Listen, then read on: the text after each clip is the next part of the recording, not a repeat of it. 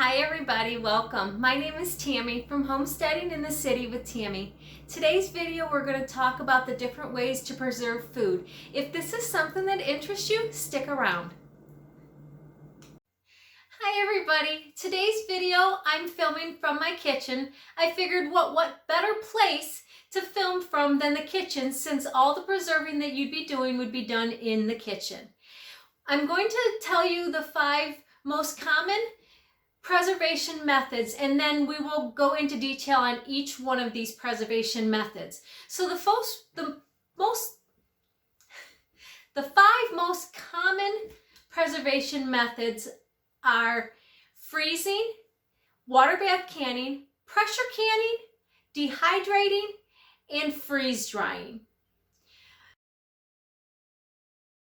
So let's start with freezing. Freezing is one of the cheapest and easiest ways to preserve food. Almost everybody has a freezer that they're able to preserve something in. Whether you have the space to preserve a lot or not, it depends on the freezers that you have. But almost everybody has a freezer on top of their refrigerator these days.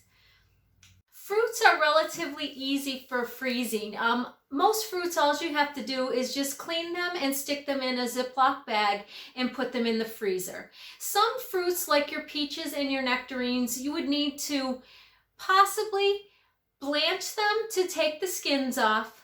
But a lot of people don't take the skins off because there's a lot of nutrients in the skins. But if you wanted to take the skins off, you would blanch them to take the skins off. You would slice them into bite-sized pieces, and then you would treat them with either lemon juice or some kind of a fruit preservation powder that they have out there so that they won't turn brown while they are in the freezer.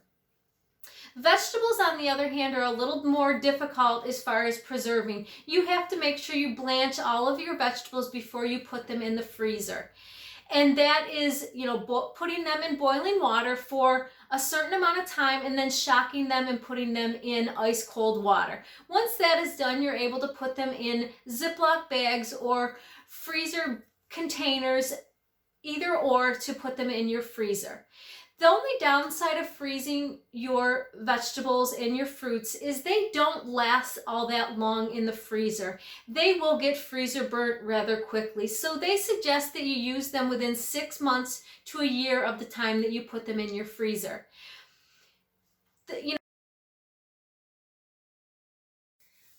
Okay, now let's talk about water bath canning. Water bath canning is basically taking a big pot and putting your jars in that pot, filling it with at least 2 inches of water over top of your jars, boiling them for a significant amount of time to process the jars. The only thing that you can process in a water bath canner are your high acidic foods. And this consists of like your jams and jellies, your pickles and relishes, and tomato-based products like your salsa, tomato sauce, diced tomatoes, and canned tomatoes. These are high acidic fruits and vegetables that you are able to use in a water bath canning that will be safe for water bath canning. This is a water bath canner that they have out there. This is a pretty old one, but they're all about the same. It's a large pot with a cover. And then inside, they have a rack that you can put your jars on so that they don't touch the bottom of your pot. That keeps the jars from possibly cracking with the amount of heat that you use when you boil the jars to seal them. And once the jars go in here, you just have to make sure that there's at least 2 inches of water over top of them so that they stay submerged in water while you are processing them. And every recipe is a little bit different. Some only take 10 to 15 minutes in a water bath. Some take 20 to 25. It all depends on what you are water bathing. These are the 2 books that I go to for all of my canning information. This Ball Blue Book, Guide for Preserving. This book here, this one here, you can get usually at Walmart or wherever they sell canning supplies, a lot of times they will have this book right with the canning supplies, and they put a new one out usually yearly, which will have new recipes and everything in it for preserving, but it tells you how to water bath, how to pressure can, how to dehydrate, how to freeze your fruits and vegetables. So this is a really good book for a first beginner, for a beginner canner, to allow you to learn how to do this properly. Now this book is also a ball home preserving book. This one has, as you can see, it's quite thick. It's got a lot of recipes in there for different things that you're able to preserve in recipes and stuff like that. So this is a really good book also for learning different recipes and knowing different things that you can preserve, whether it is pressure can, water bath can, freeze. And it gives you recipes for like your jams and jellies that are sugar-free, that are pectin-free, and multiple different things. So this is a really good book if you are trying to learn how to can and want different options. This is a really good book. And this you can get on Amazon, and it's like, I think it's like $20. I'm not exactly sure. This was gifted to me by somebody who knew that I liked canning and saw this book and thought that I would really use it, and I do use it a lot. Water bath canning will last for quite a while if you are keeping them in a cool, dark place. They suggest that you keep your jars, once they are processed, in 50 to 70 degree temperature, below 70 degrees. So the cooler, not really the cooler the better, but it kind of is the cooler the better. You know, if you keep them in your basement where there's not a light on all the time and it's rather dark, you can keep your jars for quite some time. Every place that I've looked, it tells you that they want you to use those jars within a year to a year and a half from the time you've processed them. But I've had stuff that have lasted a lot longer and still have really good flavor. They suggest that the longer they stay in canned jars, the less flavorful your food is, which I agree with. I mean, I've had canned food that I've gotten from the grocery store and found a can in the back of the cupboard that's been there a little while, and I noticed that it didn't taste as good as it probably would have if I would have used it before it said, you know, used before this date. So that's the same kind of thing with your canning. That's the same with your own canned foods that you can. They suggest that you put the date that you processed them on your jars, just so that you know what year they were processed, to try to use the oldest ones first. Okay, let's talk pressure canning. Pressure canning is for those foods that are low acid, and that would be like your vegetables, green beans, carrots, potatoes, squash, sweet potatoes, meats, your broths, your stews, your soups. Those are the kind of things that you would want to pressure can. The other thing you would want to pressure can would be a tomato sauce that has meat in it. So if you are processing a tomato sauce, like a meat sauce, you would have to pressure can that because of the meat that you have in the sauce. You would have to pressure can so that it would stay good. If you are doing a spaghetti sauce that has no vegetables or meat in it, you are able to absolutely water bath that. But if you are putting vegetables in your sauce and meat in your sauce, you have to pressure can that. Pressure canning is cooking your food at a high heat temperature under pressure that will allow it to kill the bacteria so that your food will be safe to eat and store. And basically you do this with a pressure canner. A pressure canner is the only way that you're going to be able to pressurize your food to cook it. Pressure canning is basically cooking your food at a high temp under pressure that will allow it to kill the bacteria. These are a couple of my pressure canners that I have. This big one will hold 2 rounds of pressure canning inside, two rounds of jars inside them. But it's a locked lid, as you can see here on the side. It pulls down and it locks. And then you have your pressure. Right here you have your pressure gauge. That once it's pressurized, this pops up and it keeps the pressure in there. This hole here is where your pressure gauge goes so that you know how much pressure you have in your container.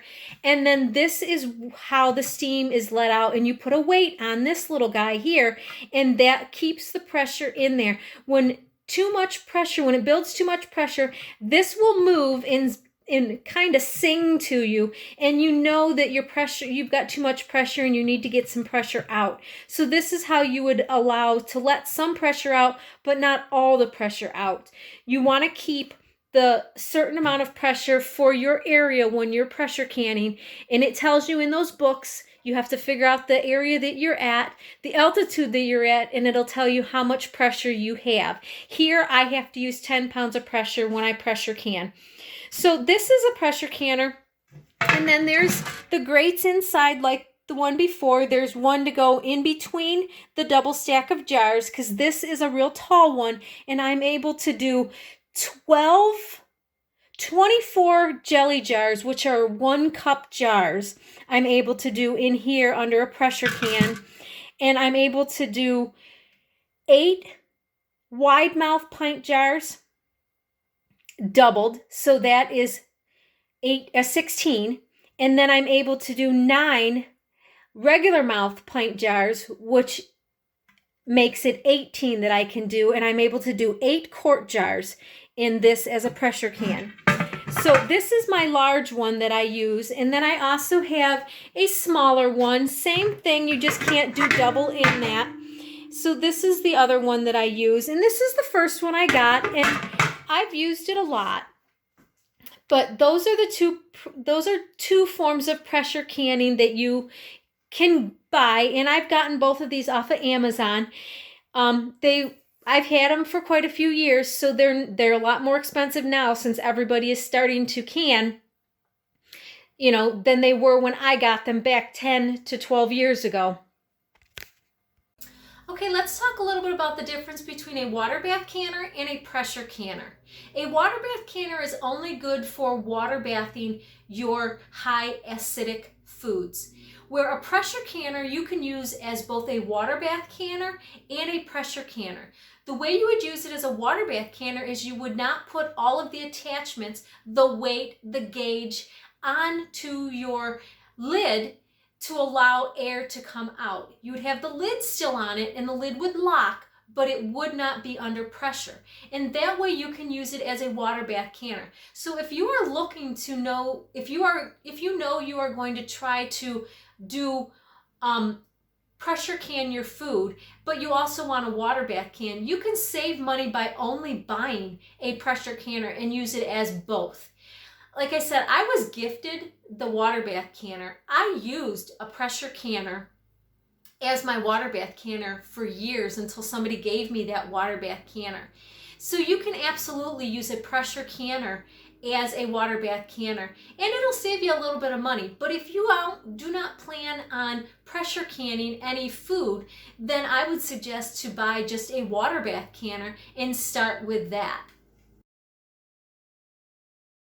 Okay, now let's talk about dehydrating. Dehydrating is basically taking the moisture out of food and allowing it to dry out.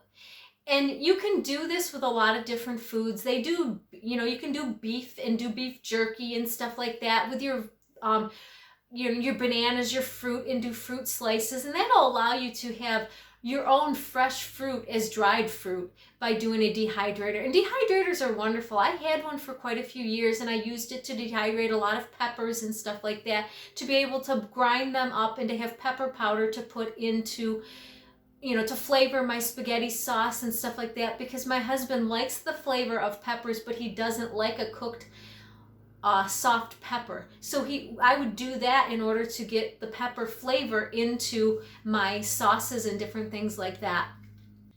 Dehydrators range from as low as $30 to as high as almost $1,000, depending on the size and quality that you want to get. If you are looking to just get a home dehydrator, you can get one as low as like $40, $50 and be able to do this at home. It's a plug-in thing that you plug in and you use your electric to dehydrate.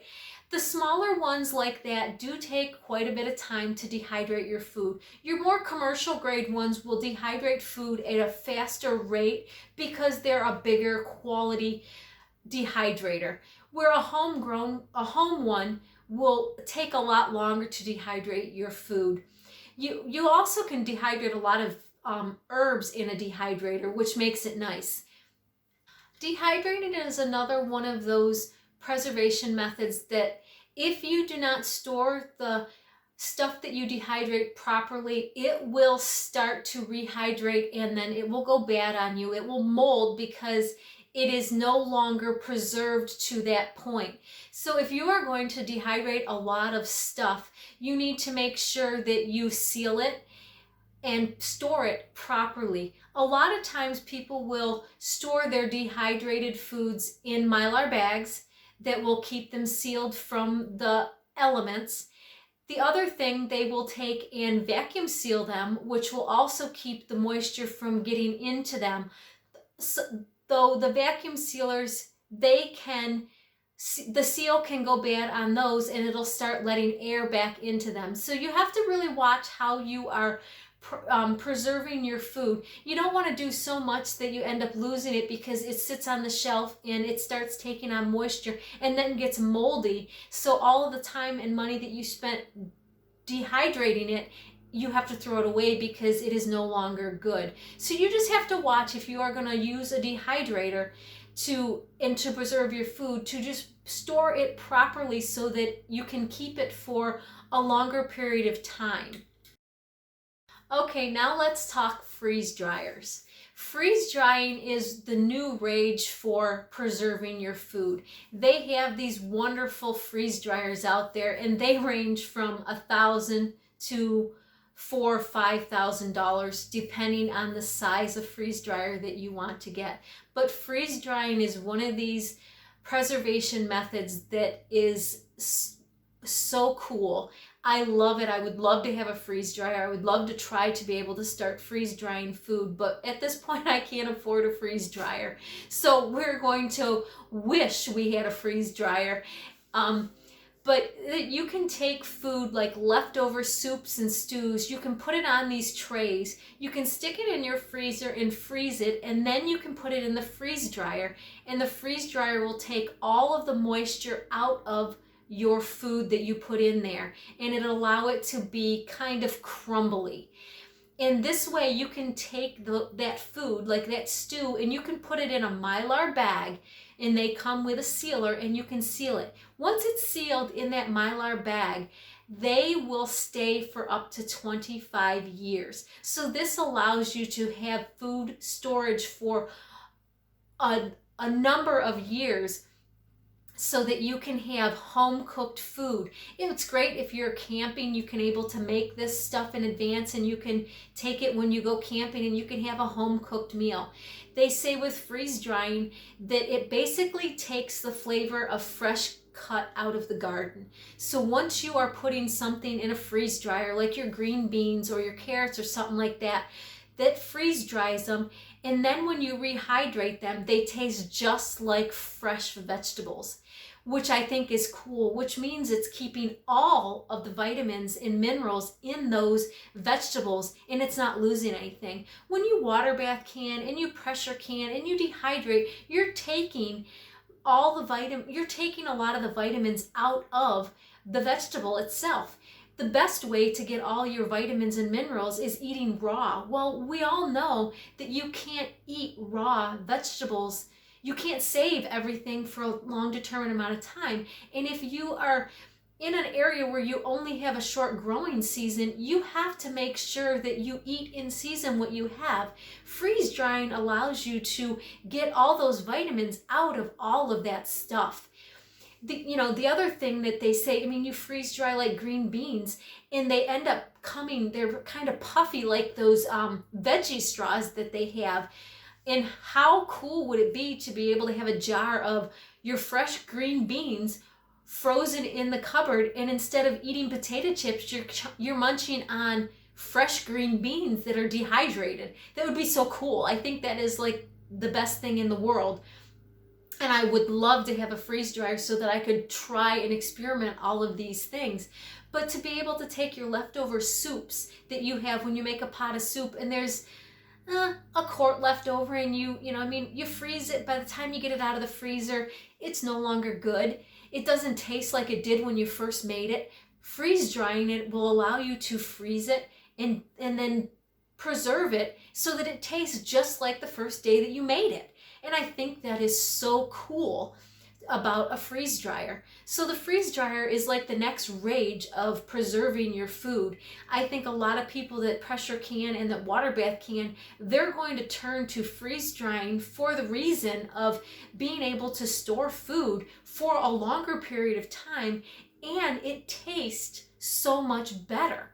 And it only takes a little bit of liquid to rehydrate this. And some of it you can just eat as, dried. Like, if you take oatmeal and you put oatmeal in your freeze dryer and it has nuts and raisins and stuff like that, well, now you got yourself a granola bar.